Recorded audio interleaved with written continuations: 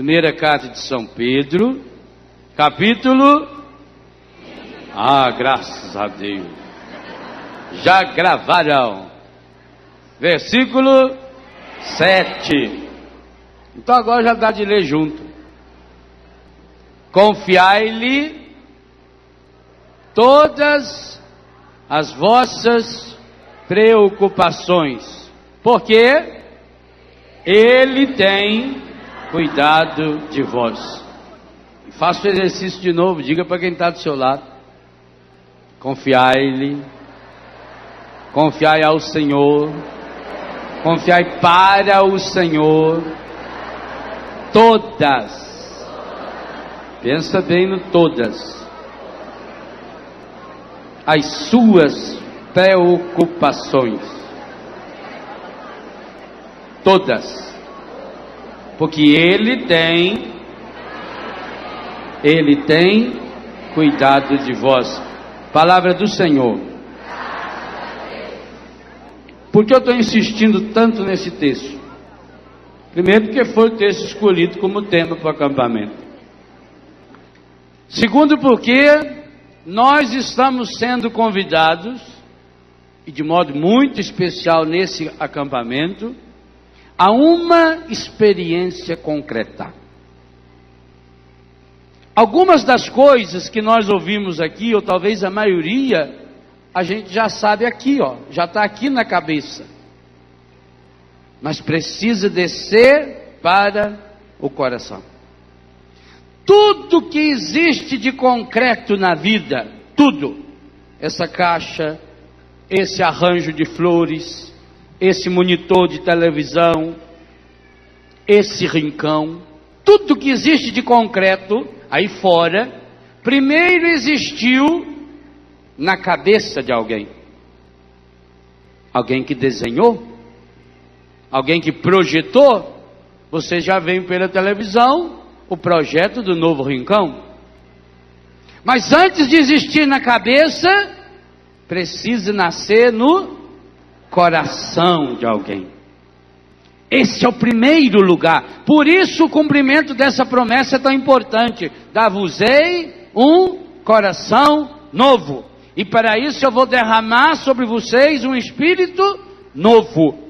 Novo. Renovador. Algo que você nunca experimentou antes. Então, para que o concreto de Deus passe dos seus pensamentos em ação, precisam descer ao coração. Por isso Pedro usa essa palavra. Ele usa a palavra preocupação. Não é ocupação. Isso é trabalho. Não é ocupação da mente. A preocupação não nasce na mente. A preocupação nasce no coração. E enquanto a gente não abrir-se inteiro ao Senhor, como víamos hoje de manhã, Ele não tem como cuidar de nós. Nesta tarde, nós somos convidados a uma linda experiência de um encontro pessoal com Jesus. A uma linda experiência de adoração a esse Senhor, que queremos receber em nosso meio, como o único que não pode ser substituído por nada nem por ninguém. E por isso é importante essa predisposição de cada um. Eu estar disposto, eu estar disposta a de fato confiar. Nós já sabemos o que significa essa palavra. Todas as minhas, todas as nossas preocupações. Ora, se Ele tem cuidado de nós, poderíamos fazer algumas perguntas. Por que será que existe então no mundo tanto mal? Eu trato desse assunto nesse livro aqui, depois de falar longamente sobre o amor misericordioso de Deus e a necessidade de se fazer a experiência do amor de Deus como um segredo de cura interior, a necessidade de fazer a experiência de um amor providente, de um amor infinito, de um amor eterno, do amor incondicional. Então eu coloco os seguintes questionamentos. Por que existem tantos sofrimentos no mundo, se Deus é amor misericordioso e providente, se Ele nos ama com amor infinito, e se Jesus Cristo já nos salvou? Será que a presença do sofrimento no mundo não contradiz tudo isso? Se Deus é amor, como Ele manda o sofrimento? E se não manda, por que permite? Se Ele está acima de tudo e cuidando de tudo, aqui coloquei cuidar no gerúndio, por que não dá um jeito de acabar com a dor que existe no mundo?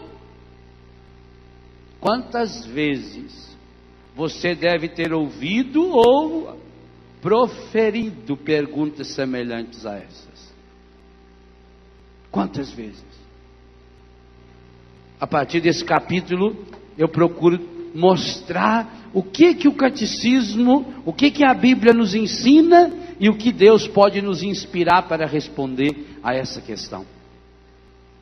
Meus irmãos, há um obstáculo que parece pequeno, mas é imenso. Quantas vezes um óculos de sol, você deve ter um óculos de sol aí. Quantas vezes esse óculos de sol é menor do que o sol? Dá de comparar? Mas no entanto, se eu o coloco nos meus olhos, ele protege. Você tem um guarda-chuva aí, uma sombrinha? Daqui. Hein? Daqui é poderosa.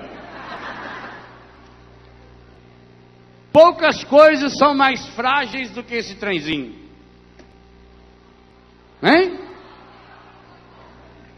Feito em alumínio, não sei bem se é alumínio. Leve, leve, leve. Um paninho então mais fino impossível. Dá de comparar a força desse guarda-chuva ou desse chapéu de sol com a força do sol e da chuva? No entanto, se eu colocar, ele me protege.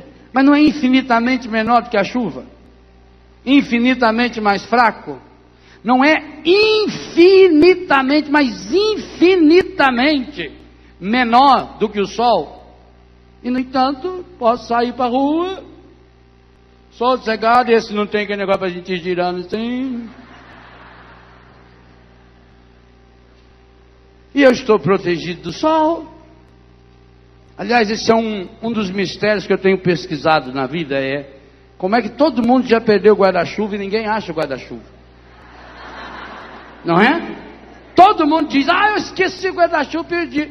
E eu nunca encontrei até hoje a pessoa, falei, achei um guarda-chuva. Esse negócio é meio ET. É fraquinho, não é? Esse dela ainda é grandinho, né? Tem uns desse tamanho, que cabe no bolso, na bolsa. Moezada tem que combina ainda com a chinela, com a cinta, com a travessa, né? Tem gente, tem coleção de sombrinha. Desse tamanho, vai dobrando. Também a hora que der um vento, aquilo vira para cima. Não vale para nada, né? Olha lá, pequenininho.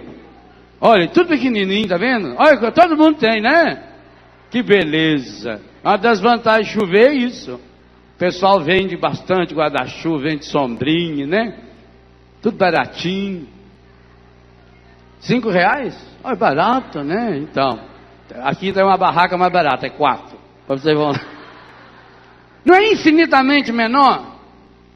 Mas, no entanto, se eu abro em cima da... Lá, na bolsa da menina, aquela sombrinha, aquele guarda-chuva me impede que o sol toque em mim? Tem que estar aberto. Gente, para mim, o pecado é exatamente a imagem de um guarda-chuva. Ele é infinitamente menor do que a graça de Deus. Eu acho que até o guarda-chuva em relação ao sol é mais poderoso do que o pecado em relação a Deus. O pecado é infinita, mas infinita, bota infinito nisso, infinitamente menor do que o amor de Deus, infinitamente menor do que a graça de Deus, infinitamente menor do que a misericórdia de Deus. Mas quando nós o abrimos, principalmente no nosso coração, o que acontece? A graça de Deus cai. O Pai faz chover sobre justos e injustos, Ele é bom, nós meditamos isso hoje de manhã, mas eu estou com ele aberto. E aí vai dando a falsa ideia de que o mal é maior. Se você pegar o guarda-chuva e colocar aqui na frente, fica cego, você não enxerga nada. Não estou enxergando nada, então tira o guarda-chuva da frente. Aqui não tinha gente hoje pedindo para baixar a faixa, porque eles levantam a faixa para nós ler a faixa deles, o pessoal que está de trás não vê quem está na frente. Uma faixinha de nada, uma. O pecado é exatamente isso. O sofrimento. Qual é o grande poder que o encardido tem? De pegar o sofrimento, de fazer primeiro ele se aproximar da gente e dar-lhe uma lente de aumento. Então eu passo a enxergar a vida a partir do sofrimento. E como eu vou alimentando isso? Veja tudo que nós já meditamos até agora. Que nós não cuidamos desse mundo ao nosso redor. Nós vamos perdendo a confiança nas pessoas, em nós mesmos, até chegar a perdermos a confiança em Deus. Nós vamos nos fechando. Pior, o guarda-chuva cabe dentro, essa sombrinha cabe dentro de um saquinho plástico. Ele pode estar molhadinho, inclusive, você coloca dentro do saquinho plástico, amarra a ponta e está impermeabilizado aí dentro. Você pode dentro da sua bolsa, ele não molha. Nós fazemos exatamente isso. Nós fechamos o problema. Quando nós temos um problema, nós o fechamos. Aonde? No coração. E ele então começa a remoer aqui dentro de mim.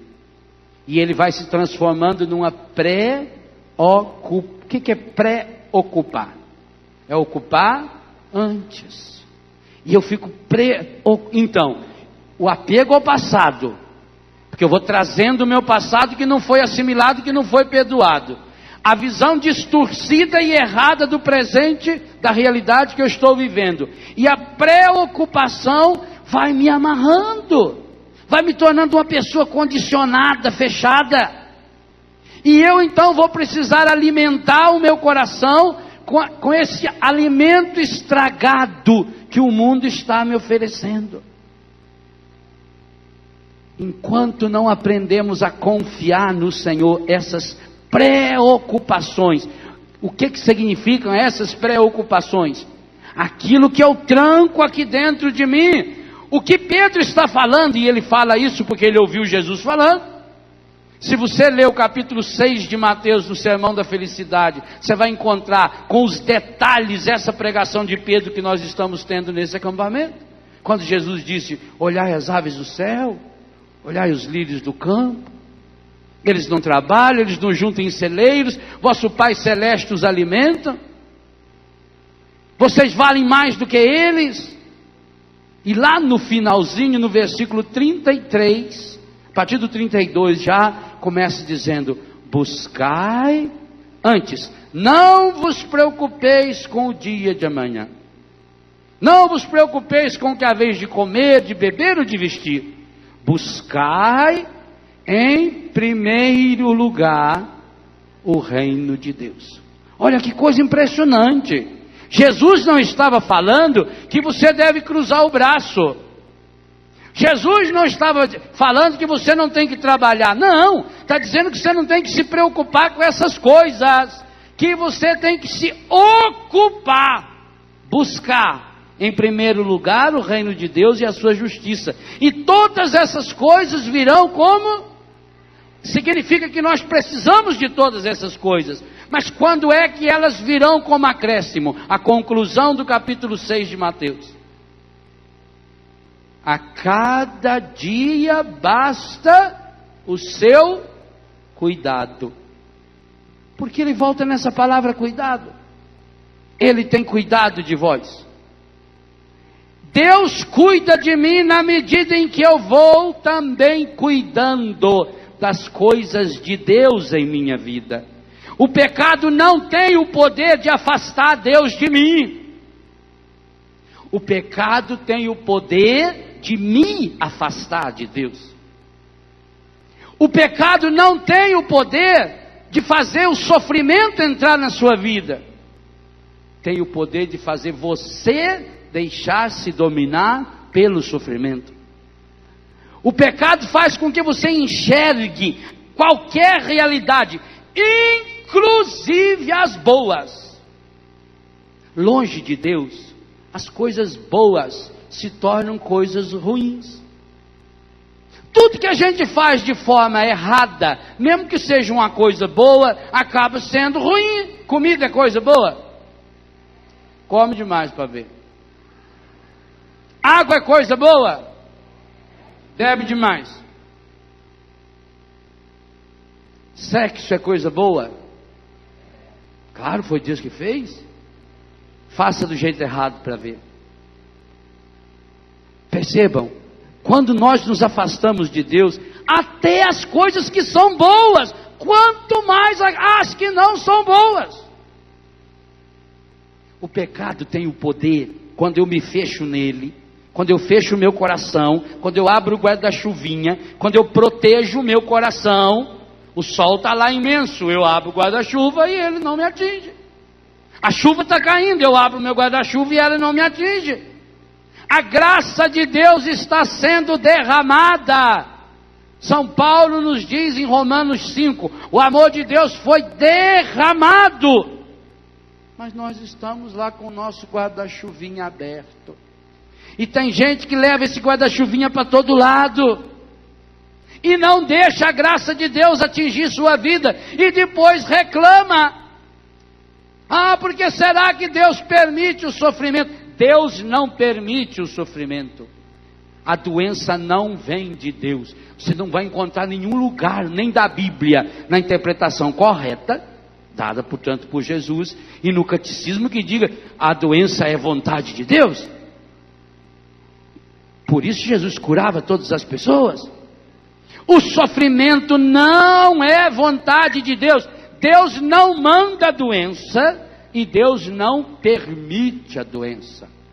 Mas, Padre Léo, Deus não está no comando de tudo? Está. Deus não pode tudo? Deus pode tudo? Não.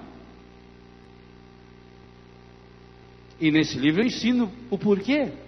Tem um monte de coisa que Deus não pode. Deus pode pecar? Como é que vocês falaram aí? Pode!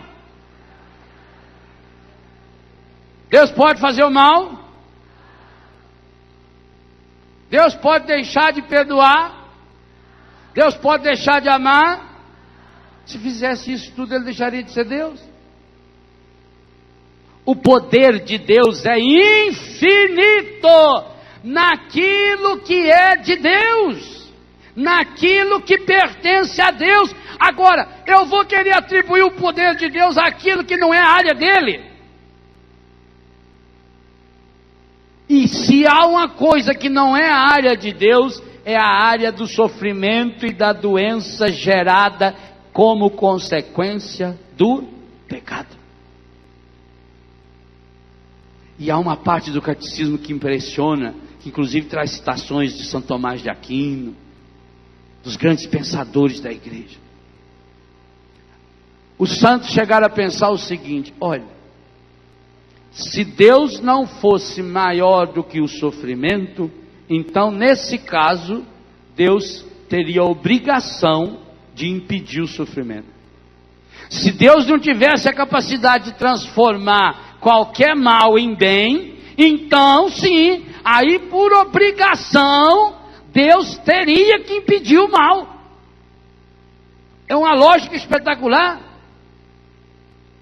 Por que que Deus não impede o mal? Porque nós estamos falando de uma esfera onde eu não deixo Deus entrar. Eu estou com o meu guarda-chuvinha aberto. Jesus diz, eu estou à porta e bato, mas você não deixa eu entrar. Eu não deixo Deus entrar na minha vida. Eu bani Deus da minha vida. Eu joguei Deus de escanteio. Eu vivo como se Deus não existisse. E aí vem as consequências. E aí eu quero um milagre. Qual é o milagre que eu quero? Que essa parte da laranja que já está podre, que ela fique boa de novo? Não, o grande milagre será cortar essa parte podre da laranja, pegar o resto que está bom, quem sabe, a semente boa que está ali, plantar essa semente. Você vai ter aí 10, 15, 20, 30, 40 pés de laranjas, que vão produzir durante 10, 20, 30, 40 anos, milhões e milhões de laranja. E isso você tem que fazer com sua vida. Mas o pecado faz com que você se concentre na parte podre. Se eu me concentrar na parte que não é podre, primeiro que eu vou descobrir que a parte que está podre não chega a ser 1/10, 1/1000, porque é infinitamente menor. E aí, ao usar a parte boa, ao plantar essa parte boa, a parte podre, inclusive, eu vou usar para adubar. A natureza sabe fazer isso. Então eu tenho que entrar no projeto de Deus, eu tenho que passar a pensar a minha vida com os critérios de Deus, eu tenho que assumir a minha história à luz da graça de Deus. Essa é a grande revolução que o Espírito Santo precisa e quer nos ensinar a fazer. O Espírito Santo quer se unir ao nosso espírito. Romanos 8 diz bem claro, e a tradução da Bíblia da CNBB deixa isso explícito. O Espírito Santo se une ao nosso espírito, para que nós tenhamos forças para matar o procedimento carnal. Mas quem vai ter que matá-lo? Essa é a nossa parte. Meus irmãos, nós estamos em primeiro lugar centrando os nossos olhos e os olhos do nosso coração na parte estragada da vida, inclusive na própria. Estamos ocupando antecipadamente, preocupação com aquela parte estragada, enchendo o nosso coração, fechando em nós mesmos, tentando achar uma saída dentro de nós mesmos, e não tem essa saída. O mal só pode gerar mal. O único jeito de vencer o mal é com o bem. Único jeito. Enquanto a gente dá corda para o mal, o evangelho que nós meditamos na missa de hoje, o mal vai ganhando força. Se na história da sua família o mal chegou até você, muito bem, ele chegou até você, é para parar em você. Se já teve o seu bisavô que teve problema do coração, o seu avô teve problema do coração, o seu pai teve problema do coração, você tem problema do coração, pois eu digo a você, o seu filho não precisa ter problema do coração. Se você tiver a coragem de falar, o mal barra em mim. O povo não fala família de suicida, porque já teve o caso de um tio avô que suicidou, foi. Depois a bisavó dele também suicidou, tomou veneno. Fomicida é bom também, mata mesmo. A tia dele, não, mas aquela foi morte natural, não foi morte morrida? Foi, ou foi morte morrida, foi morte matada. Não, foi morte morrida mesmo. Foi pneumonia. Pneumonia simples ou dupla? Simples. Ainda bem, que a dupla é terrível, né? A família de suicídio. Então parem você. Você não precisa suicidar, deixa de ser besta. Você não precisa se matar. Parem você o mal. O ódio veio vindo de quantas gerações? Parou em você. O pecado vem vindo de quantas gerações? Em você pode parar. Pode parar quanto? Porque você é forte o suficiente e agora vai barrar tudo isso? Não. Porque você está aprendendo, porque eu estou aprendendo, que é possível depositarmos no coração do Senhor todas as nossas todas.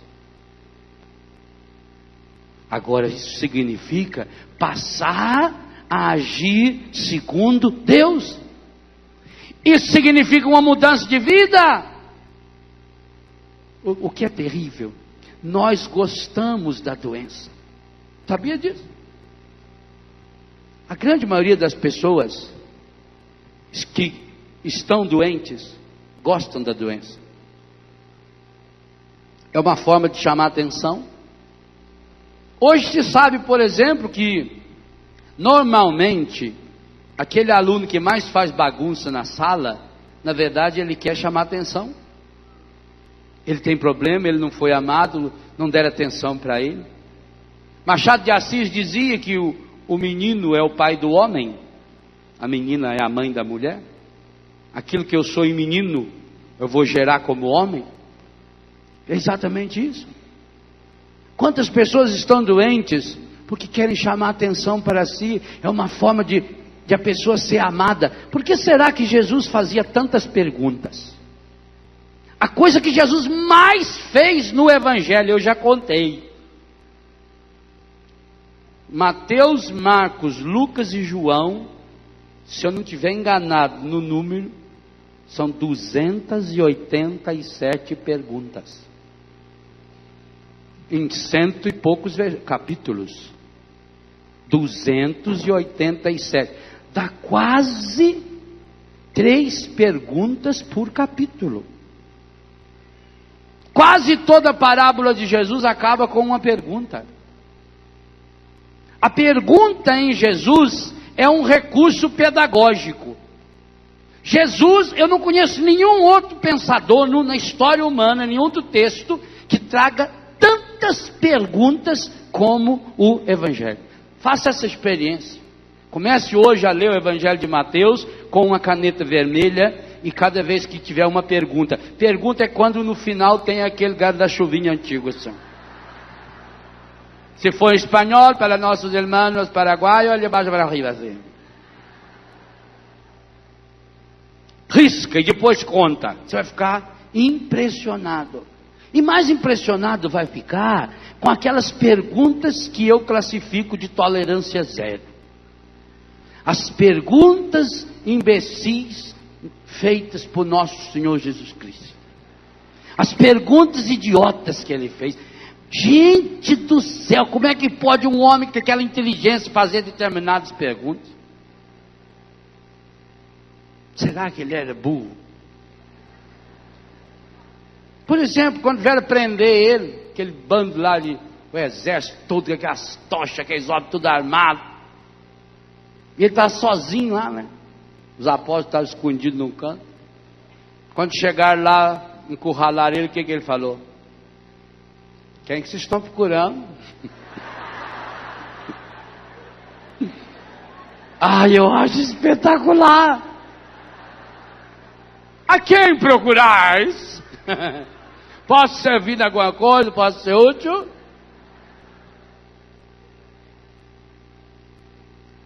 Será que essa pergunta já foi respondida? O que você está procurando? Projeto da CNBB, queremos ver Jesus. Aquele cego, lá em Jericó, berrando, feito um condenado, e todo mundo mandando, cala a boca, que você está atrapalhando o sermão. E quanto mais mandava ele calar a boca, mais ele berrava. Aí trouxeram, falou Jesus, falou, manda ele lá, trouxeram ele lá. Que desejas? O cego não entendeu. Senhor, eu queria que o senhor falasse com o Padre Léo para me dar um filhote de labrador, cachorrinho treinar. Eu queria uma bengala com controle remoto, com uma buzininha assim na frente, igual tem esses ônibus quando dá ré. Eu queria uma bengalinha dessa. O que aquele cego berrando desesperado podia querer? Não era óbvio? E por que Jesus não chegou nele simplesmente pôs a mão e já curou? Pega aquele outro cego de Mateus 8, de Marcos 8, aquele é mais espetacular ainda. Para mim é uma das passagens mais fantásticas que tem no Novo Testamento. Levaram o cego até Jesus. O que Jesus fez com o cego? Pegou o cego, pegou pela mão dele, vem, ele pula e aí tem um negócio, vem. Vem. Pior que às vezes a pessoa, quando encontra um cego, fala alto no ouvido dele, né? Cuidado! Não, eu sou cego. Eu escuto. Vem. Jesus levou ele, né? Lá num canto, afastado do povoado. Chegou lá, Jesus pôs a mão nele. Fez cuspe. Mas isso é coisa delicada. Quanta mãe não faz para tirar remédio do filho? Marido da mulher não faz? Namorado. De namorado a gente tirava na língua mesmo. Não era assim? Jesus fez um gesto de carinho, ó, intimidade. Passou nos olhos dele, estava com as remédios. Ray-Ban muito velho, muito quebrado. Meteu o cuspe nos olhos dele, rezou por ele e perguntou: o que você está vendo? E o mais legal é a resposta do cego: eu vejo os homens, e eles se parecem árvores que andam. Jesus diz: mas você está bom mesmo, hein, rapaz? Que coisa fantástica, você está curadinho já, viu? Veja, a cegueira dele era profunda demais. Talvez, gente, se fosse você, estaria vendo o homem que anda até hoje, feito árvore. Porque você ia pensar, pensa bem, depois que Jesus fez tudo isso, me pegou, levou lá no cantão, passou cuspe nos meus olhos, rezou para mim, e eu não vou ter coragem de falar para ele quando eu não estou enxergando. Mentira? E ele falou a verdade. E o que ele falou é o que acontece com a maioria de nós aqui. Não pensa que é só aquele cego que viu homem feito árvore que anda, não. Quantas vezes que a senhora olhou o seu marido e não parecia uma espinheira braba, uma árvore andando? Às vezes que a árvore andando lá de bambu, não faz um quadro. Boemia que me tem de regresso. Hein?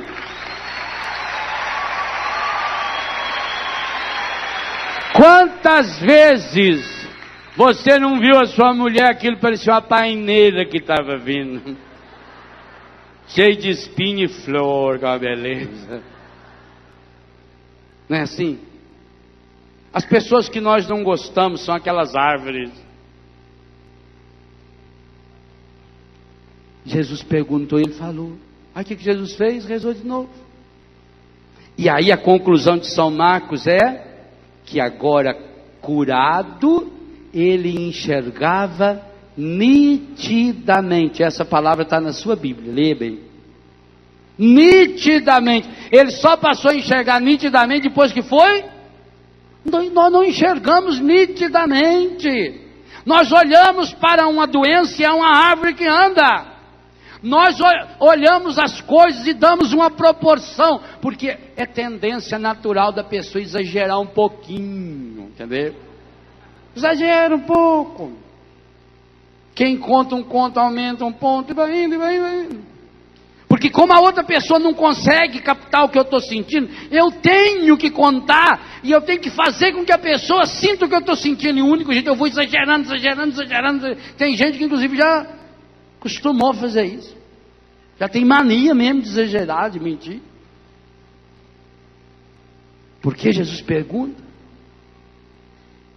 Por que Jesus pergunta lá em Betânia, para Marta e para Maria, 4 dias depois que Lázaro estava morto: onde o pusestes? O Senhor, ele está lá na sala, ele não quer sair, está durinho lá, está esperando o Senhor. Vai fazer o que com o defunto? Vai guardar? Senhor, não pusemos no freezer. Não tinha freezer, foi para o IML, não tinha IML ainda. Doamos para a faculdade de medicina para fazer estudo. Foi enterrado de gente. Não, mas é a pergunta que Jesus continua fazendo. E digo a você, milhares de pessoas não deram a resposta ainda. São esses que vão atrás aí desses centros aí depois para invocar defunto, invocar espírito, invocar isso. Onde puseste os seus mortos? Onde? Ponha-os no coração de Deus. Entrega-os. Leva-os até Deus. A igreja tem um ritual lindo, lindo, lindo. As Ezequias, um ritual maravilhoso. Você faz a oração lá, no velório, depois na igreja, a bênção da sepultura, entrega aquele ente querido para Deus, entrega a dor do seu coração para Deus. Onde você colocou os seus mortos? Está aqui, está com preocupação. Então, as nossas cegueiras estão aqui, nossos mortos estão aqui. Aquele paralítico à beira da piscina, que desejas? Senhor, queria pedir que o Senhor me arrumasse um vale na farmácia, ganhar umas pomadas, estou com problema na coluna, está me dando uma feridão. O Senhor não conseguia não arrumar lá que as lojas que faz propaganda, um colchão d'água para mim? O que era óbvio que aquele paralítico podia querer? Andar. Não parece óbvio? E por que Jesus pergunta para ele? Porque Jesus está perguntando para o Léo, para você, para mim, para cada um de nós. Quando nós nos tornamos naquelas antas empacadas sem misericórdia, sabe que ninguém tira a gente do lugar, quando a gente põe uma ideia na cabeça, quando a gente põe uma ideia no coração, quando a gente se fixa, nós nos fixamos, nós olhamos para determinadas pessoas, achamos que essas pessoas são árvores que andam, nos fixamos nisso, só enxergamos isso, paralisamos. Tem gente que são esses paralíticos, tem casa que você vai, está cheio de paralítico, porque está sempre parado no mesmo lugar, não sai do lugar, está sempre reclamando da vida, sempre remoendo, está sempre preocupado, e vai aumentando, e vai dando corda, e vai dando corda. Uma das coisas que nós ensinamos para os nossos filhos em Betânia, é que eles não devem ficar falando de drogas, mas volta e meia você encontra 2 ou 3, eles estão falando do quê? De droga. Porque já o encardido é terrível, já que ele não está usando droga, então falando de droga, pelo menos o inconsciente dele está mantendo ativo, está mantendo na memória, está recordando da droga, para a pessoa não esquecer da droga, não esquecer que foi drogado. Aí ela está só em stand-by, não interessa se o encardido é terrível, ele não interessa se você está lá 1 ano, 1 mês, 2 semanas, não, interessa que você fica lá, está só desligado, mas você está alimentando aquela ideia, e você sabe a força que tem o pensamento, e principalmente o pensamento negativo. Quantas pessoas dizem, nossa, aquela fulana olhou para minha planta, a planta foi murchando. É verdade. O mal olhar tem, que claro que tem, porque a pessoa tem tanto ódio, ela tem tanta mágoa, o coração da pessoa está tão sujo, que o olhar da pessoa é um olhar ruim, é um olhar que faz mal para a gente. Há pessoas que quando tocam em você, você sente mal, do mesmo jeito que você sente mal quando uma pessoa chega perto de você, ela fumou aquele cheiro medonho do inferno, a pessoa bebeu, bêbado chega e vem dar aquele abraço, Nossa Senhora do Diabetes, socorro, aquela coisa. E outra, pessoa que fede, eu tenho tanto dó de gente que fede, minha Nossa Senhora, eu não sei como é que vocês que vivem com quem fede não avisa a pessoa, você está fedendo, tá louco. Tem gente que o subaco da pessoa é uma coisa medonha, o bafo da pessoa é medonho, o pé da pessoa é medonho, ela era inteirinha fedendo, igual o cara no elevador, de repente aquele cheiro ruim, aí perguntou para o outro, você por acaso soltou um gás? Falou, claro, ou você acha que eu sou fedido assim o tempo inteiro? Olha, tem gente que parece que solta isso o tempo inteiro.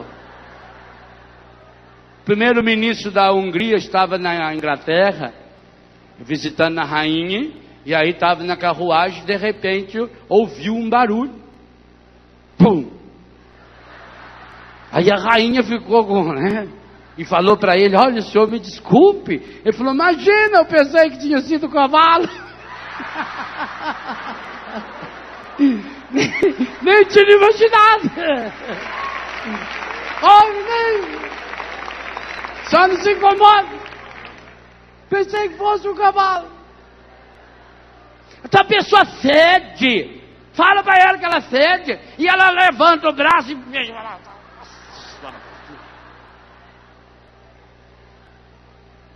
Assim como a pessoa fede, porque não toma banho, porque não se cuida, coração fedido é coisa medonha. A pessoa do coração fedido, ela é uma pessoa pessimista, ela é uma pessoa negativa, ela puxa tudo para trás, sempre para trás, vai dar errado, vai dar. Se ela chegou, pode saber, fala, não dá certo. Porque o coração está fedendo. Porque ela está paralisada lá naquela cama e não teve coragem de dizer para Jesus. Jesus perguntou, o que você deseja? Pois hoje Jesus olha para mim e para você. Ele vai passar no nosso meio daqui a pouco perguntando para cada um de nós que estamos paralisados no pecado, o que você deseja? Para cada um de nós que estamos cegos, estamos enxergando as pessoas como árvores que andam. O que você quer? Você deseja de fato ser curado? Não deseja. Nós falamos que sim, mas é só um desejo. Isso precisa ser transformado em vontade. E como é que se transforma desejo em vontade? Fazendo. Não adianta eu pedir para Deus algo que é impossível. Senhor, eu queria pedir a graça de sair voando. Mas você pode pedir para Deus a graça de voar. E Ele vai dar inteligência para você fazer o avião. Santos Dumont não fez? Brasileiro, vai fazer 100 anos que ele fez. E aliás, graças a isso, ele inventou o relógio de pulso. Uma coisa leva a outra. Antigamente o relógio era aqui. Fez omega, ferradura. Já tinha lá um cordão, né? Aí o Santos Dumont precisava saber a hora, mas ele com a mão ocupada para trabalhar, ele pediu para o Cartier fazer um negócio que amarrasse o relógio aqui para ele. Ele inventou o relógio de pulso. Todos nós temos no braço. Então, ele talvez pediu para Deus, meu Deus, eu quero voar. E Deus disse para ele, você vai voar. Agora, vai voar como? Pôr na sua cabeça para funcionar. Bolando um jeito, observando os pássaros. E não vai fazer igual o Ícaro, que põe 2 azonas, sai batendo na asa, vai para o sol, derrete a asa de cedo e ele morre. Querer a cura, querer a restauração é entrar num processo. Meu irmão, todos os dias Betânia recebe eu não sei quantas. Meu Deus do céu. Telefonema e carta. É mãe, é pai, irmão, tio, padre, bispo. Pelo amor de... Todo mundo fala, pelo amor de Deus, né? Para ver se... Ah, meu Deus, se fosse pelo amor de Deus, não tinha um desse no mundo. Pelo amor de Deus, meu filho quer sair, minha filha quer... Arruma uma vaga. Aí você arruma. Pergunta para a pessoa, você quer? Quero. Aí entra para a comunidade. Aí chega a hora de transformar querer em vontade. 2 dias depois foi embora. 1 mês depois foi embora. Percebe? A grande diferença está aí. Querer, você quer? Eu quero. Mas eu quero fácil. Eu queria sim, achar um lugar que eu entrasse, eu continuasse fumando, continuasse bebendo, continuasse comendo qualquer coisa, continuasse fazendo o que eu bem entendesse e que eu largasse da droga. Mas também assim, eu só quero largar da cocaína, eu quero continuar fumando maconha. Eu queria só largar da maconha, mas eu quero continuar fumando cigarro. Eu queria largar o cigarro, mas quero continuar bebendo. Por isso afunda. Quero. Agora começa a transformar o querer em vontade. E aí vem a dureza. Aí tem que cumprir horário. Aí tenho que levantar todo dia naquela hora certa. Primeira coisa a fazer, eu tenho que arrumar a cama. Eu tenho que fazer a minha barba. Eu tenho que tomar um banho. Às 7h30 eu tenho que estar lá na oração. Eu tenho que ir para o trabalho. Alguns até vão para o trabalho. Só que até chegar no trabalho leva meia hora. Você olha e fala, ele quer, mas não transformou o querer em vontade. Vai cair. Aí você conversa com a pessoa. Ah, mas eu não consigo, eu não consigo, eu sou fraco. Não entregou, Senhor. Não tomou uma decisão. E eu digo a você, meu irmão, minha irmã, cura interior, luta contra o pecado e luta contra as drogas é absolutamente a mesma coisa. O processo é o mesmo processo da fidelidade e santidade sacerdotal, matrimonial, não tem outro jeito. Transformar o querer em vontade, isso só é possível quando eu mergulho a minha vontade no coração de Deus. Confiai ao Senhor todas as suas preocupações. E depois, a hora que começa a chegar a rotina, enquanto é novidade, mas que coisa linda, como é lindo ser cristão PHN num acampamento da Canção Nova. Olha, eu sou capaz de ficar aqui na Canção Nova 10, 20, 30 dias e não cometer nenhum pecado, nem venial. Imagina, num clima desse, nem passa pela minha cabeça. Mas e o dia a dia da minha vida, lá na minha comunidade? Na hora dos problemas, lá no trabalho, lá na sua casa. Transformar querer em vontade. Transformar querer em vontade significa persistência e insistência. E digo a você, não é gostoso. Gostoso é pecar. Por que a gente peca? Porque é gostoso. Na hora é uma delícia. E depois? Então nós não queremos a cura. Nós queremos solucionar o nosso problema momentâneo. Mas quero continuar com a minha vida paganizada, estragada. Quero continuar com os meus erros. Estou lá deitado na cama, com uma doença, estou com um problema na minha perna, na minha cabeça, no meu braço, estou lá. E até quem sabe estou com o texto na mão rezando. E até quem sabe rezo todo dia, até quem sabe eu comungo todo dia. Mas continuo alimentando uma ideia errada sobre uma pessoa dentro de mim. Não falo mal de ninguém, mas a ideia está aqui. Olha como um encardida é terrível. Enquanto você não jogar fora esse ciúme estragado do seu coração, Deus não pode curar você. Mas o meu problema, padre, o meu problema é hérnia de disco. Não penso que Deus vai lhe dar uma hérnia de CD. O que tem a ver a hérnia de disco com a raiva que eu tenho daquela anta? Tudo a ver. Porque aquela raiva que você tem daquela anta é um guarda-chuvinha que você abre exatamente na hora que Deus ia passar para derramar a gota da água que ia curar a sua hérnia de disco. Perceba a relação. E quero selecionar pecado. Não, esses ali, essa turminha aqui mais ajeitadinha, se der da manter, eu vou manter, né? Fazer um criamezinho aqui, né? Eu quero dar fim nesses ruinzinhos aí. Esses que já estão me incomodando mesmo. Nós fazemos isso com Deus. Então, pense na pergunta: eu quero ser curado? Eu quero de fato começar a viver uma vida nova? Não é fácil. Eu tenho muito medo dessas pessoas que ensinam a religião das coisas fáceis. Isso não é espiritualidade. No meu livro Se Saborear a Vida eu falo, isso é espertalidade, não é espiritualidade. Essa teologia da prosperidade é a teologia da espertalidade. É de gente esperta que está enganando e tentando nos levar no bico. Não acredite em ninguém, não acredite, pelo amor de Deus. Não acredite em ninguém que ensine coisa fácil para você. Digo para você, se for fácil não vai, porque não presta. Faça ir para o inferno. É duro. Eu quero ser curado. Querer ser curado significa não só tirar essa doença que eu tenho no meu dedão. É tirar esse pensamento errado que eu tenho a respeito da minha avó, que está aqui na minha cabeça. Minha avó já morreu faz não sei quantos anos, mas eu tenho aqui o meu pensamento errado.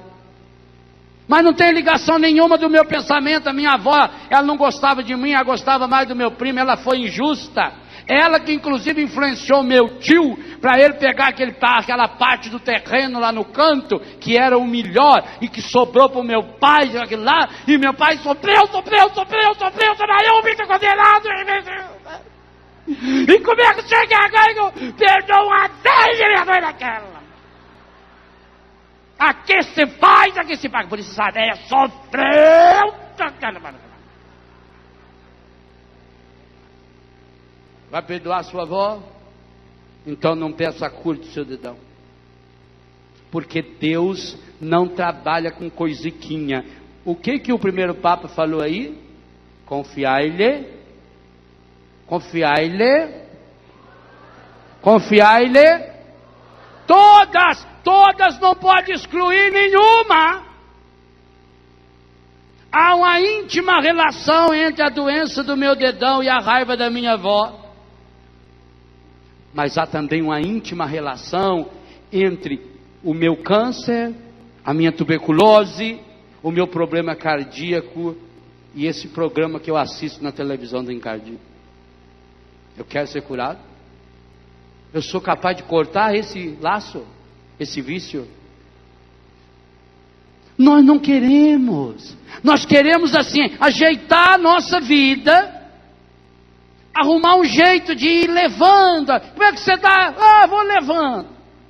Como Deus quer. Se é como Deus quer, então é uma beleza. Mas nós não fazemos como Deus quer. Nós fazemos como nós achamos que queremos. Mas não queremos. Meus irmãos, minhas irmãs, há um grande milagre que nós precisamos pedir ao Senhor. A graça de que, pelo poder do Espírito Santo, nosso Senhor Jesus Cristo, no seu corpo, sangue, alma e divindade, que já está vindo até nós nessa tarde, já está se preparando, já está se encaminhando até nós, que Jesus de fato nessa tarde venha tocar no nosso querer. Em primeiro lugar, antes de chegar no querer, nós vamos pedir, e eu vou insistir isso na oração, que o Espírito Santo nos dê a graça de permitir que o Senhor toque nos nossos desejos. Os nossos desejos são mais superficiais ainda do que o nosso querer. Nosso desejo é momentâneo, nosso desejo pode ser sensual, nosso desejo pode estar relacionado à fome, à sono, a cansaço.